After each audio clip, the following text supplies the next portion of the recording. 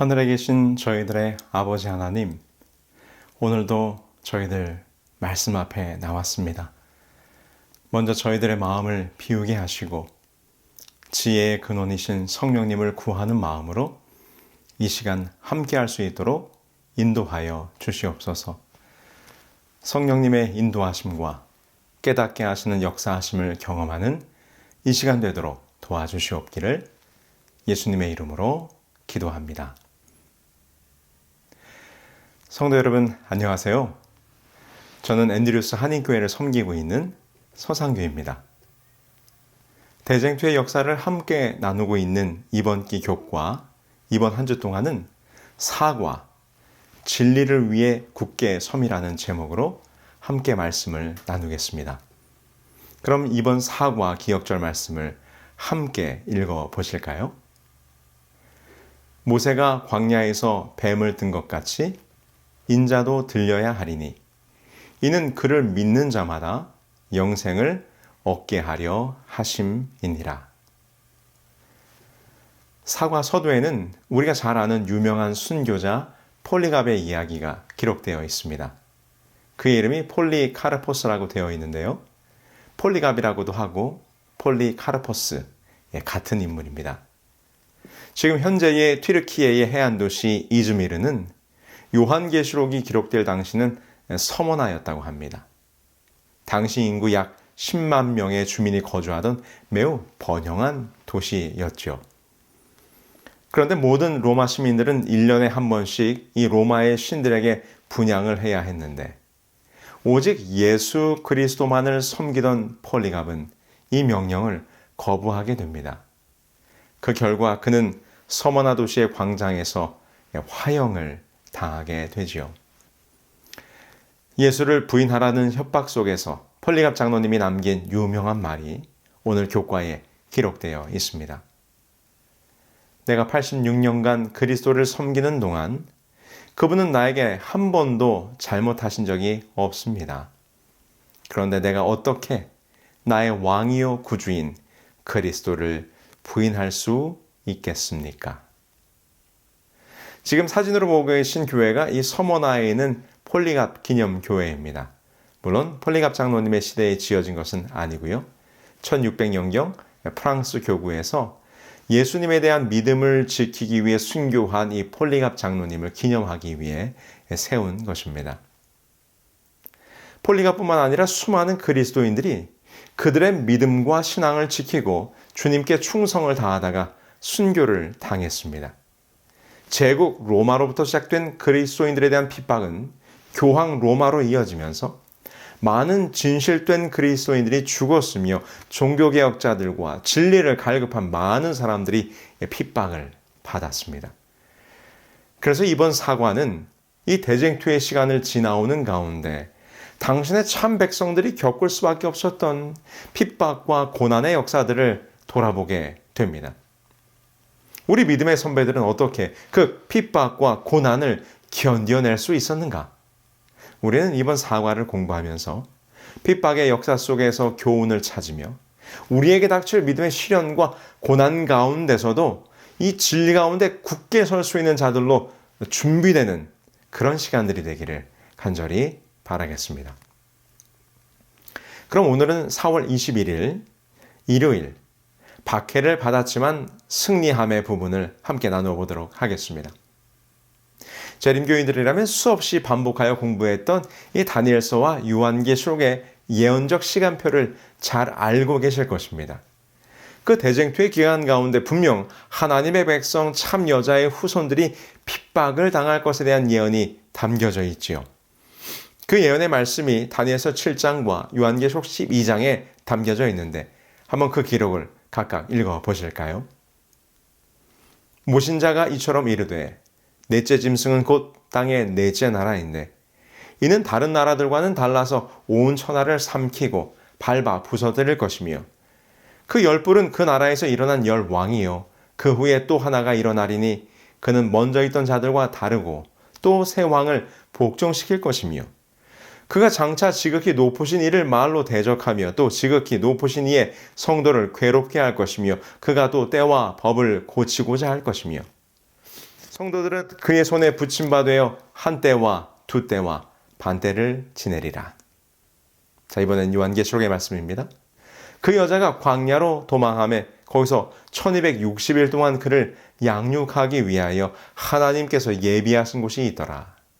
그 여자가 큰 독수리의 두 날개를 받아 광야 자기 곳으로 날아가 거기서 그 뱀의 낯을 피하여 한 때와 두 때와 반 때를 양육받으매.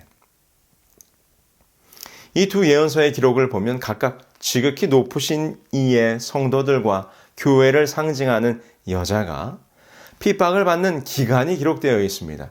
무엇과 무엇인가요? 그렇습니다. 다니엘서는 한때, 두때, 반때라고 예언하고 있고 요한계시록은 1260일이라고 기록하고 있습니다. 이 다니엘서의 한때와 두때와 반때는 요한계시록의 1260일과 같은 기간입니다. 요한계시록에서 이 두 기간을 같이 이야기하고 있는 것을 우리가 분명히 확인할 수 있죠. 그럼 먼저 다니엘서에 기록된 한때라고 할 때 이 때는 얼마의 기간입니까? 때라는 말은 1년을 의미합니다. 이것에 대하여는 다니엘서에서 근거를 찾을 수 있는데요. 다니엘서 11장 13절입니다. 몇 때, 곧 몇 해 후에 대군과 많은 물건을 거느리고 오리라. 이 말씀에 근거하여 한때는 곧 1년을 의미한다는 것을 우리는 확인할 수 있습니다. 그렇다면 한때와 두때와 반때는 각 1년, 2년, 그리고 반년이라는 기간이 되는 것으로 총 3년 반의 기간을 의미합니다. 달수로는 42달이 되는 것으로 요한계시록 11장 2절에 거룩한 성이 42달 동안 짓밟히게 될 것에 대한 예언과 같은 기간이 되는 것이죠. 이것은 한 달을 30일로 할 때 방금 우리가 찾았던 요한계시록 12장의 1260일과 같은 기간이 되는 것입니다.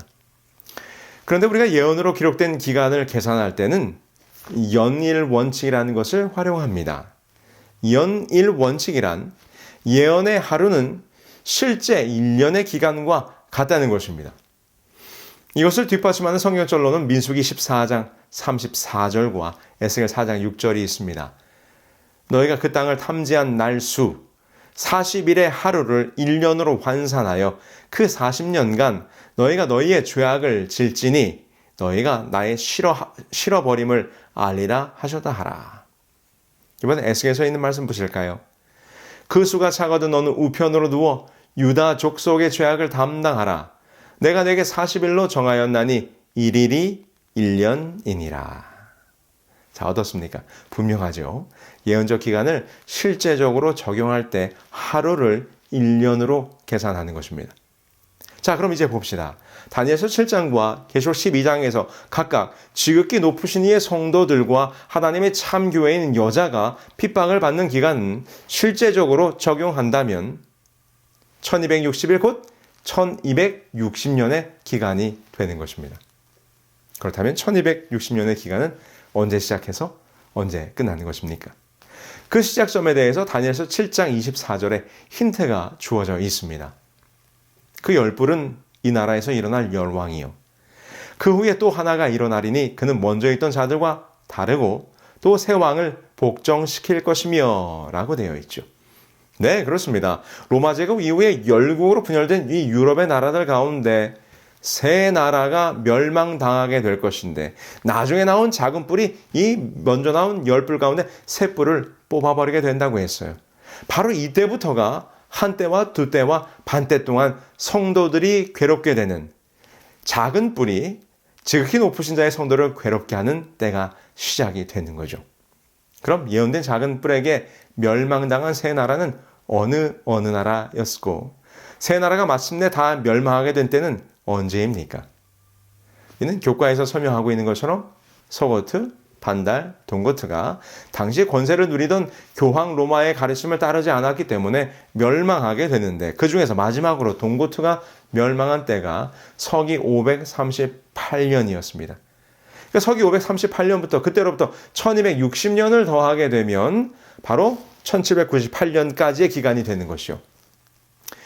이때를 우리는 중세 영적 암흑기라고 부릅니다. 왜냐하면 타락한 로마 교황이 성경과 진리를 탄압하여 백성들로 하여금 영적 어두움에 머물게 하던 시기였기 때문이죠. 그러다가 1798년 나폴레옹의 장군 베르티에가 교황 피우스 6세를 체포하여 교황 로마의 권세를 꺾어버리게 되면서 이 기간이 끝나게 됩니다. 자, 그런데 여러분 생각해 보십시오. 이 1260년이라는 기간이 결코 짧은 세월이 아닙니다. 길고도 긴 세월입니다. 그런데 이 기간 동안 사단의 대리자들이 권세를 얻어 지극히 높으신 자의 성도를 비박하고 참 교회인 여자를 괴롭히는데 어떻게 이 진리가 없어지지 아니하고 진리를 지키려는 참 신앙인들이 멸절치 않고 살아남을 수 있었을까요? 그것이 오늘 일요일 소재의 핵심입니다. 어떻게 그럴 수 있었습니까? 네, 그렇습니다. 우리 하나님께서 피할 곳을 예비해 두셨다고 계시록 12장 6절은 우리에게 말씀하십니다. 피난처를 준비해 주셨습니다.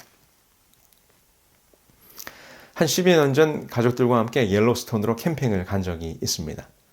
당시에 살고 있던 시카고에서 옐로스톤까지는 참 먼 거리였습니다. 그런데 당시 경비를 절약하기 위해서 가능한 숙박을 하지 않고 이동하기 위해 할 수 있는 한 많은 거리를 한 번에 운전했습니다. 끝없이 펼쳐진 옥수수 지평선을 지나고 낯설고 아무것도 없는 길들을 달리며 가는 길은 생각보다 고되었습니다. 더구나 돈을 줄이기 위해서 오고 가는 길 동안 숙박을 하지 않고 차에서 밤을 지새우며 달렸습니다. 때때로 외딴 곳에서 차를 세우고 잠을 청하기도 하면서 이렇게 외진 곳에서 무슨 일이 일어나면 어떡하나 걱정을 하기도 했었죠. 그런데 저의 오래된 이 미니밴의 뒷좌석은 행복 그 자체입니다. 저의 어린 두 아이들을 위해서 시트를 펼치고 짐을 한쪽으로 정리한 다음 이불을 펴 잠자리를 만들어 주었습니다. 그러자 오랜 시간 차에서 앉아있던 것이 힘들었었던 이 녀석들이 이 펼쳐진 이부자리에 누워서 얼마나 좋아하는지, 그리고는 아주 평안한 얼굴로 잠을 자는 것입니다. 산중길, 낯선 곳에서 밤을 보내는 동안 저는 가장으로서 조금 걱정이 되고 두려웠는데 아이들의 모습을 보니 정말 편안해 보였습니다. 나중에 아이들에게 얘들아, 너네 그때 무섭지 않았니? 이렇게 물어보니까 아이들이 이렇게 대답하는 거예요. 아빠가 있는데 뭐가 무서워? 하나도 안 무서웠는데 라고 말하는 이 아이들의 대답을 들으며 참 마음이 행복했습니다. 성도 여러분, 우리가 가는 이 대쟁투의 길은 결코 쉬운 길이 아닙니다. 낯설고 힘들고 고되며 외롭습니다. 때로는 두려운 시험과 핍박이 닥쳐올지도 모릅니다. 그러나 여러분, 우리는 걱정할 필요가 없습니다. 왜냐하면 우리 여호와께서 우리를 위한 피난처를 마련해 두셨기 때문입니다. 그 피난처는 어디입니까? 하나님은 우리의 피난처시요 힘이시니 환난 중에 만날 큰 도움이시라. 네, 그렇습니다. 우리 여호와 하나님께서 친히 우리의 피난처가 되어 주십니다. 환난 중에 우리가 만날 큰 도움이 되어 주십니다. 아빠가 있는데 뭐가 무서워? 라고 말하던 아이들의 대답처럼 오늘 여러분들도 우리 아버지 하나님이 계시는데 무엇이 두려울 것이 있겠는가? 라고 말할 수 있는 그런 참 믿음의 자녀들이 되기를 바라며 오늘 교가를 마치겠습니다.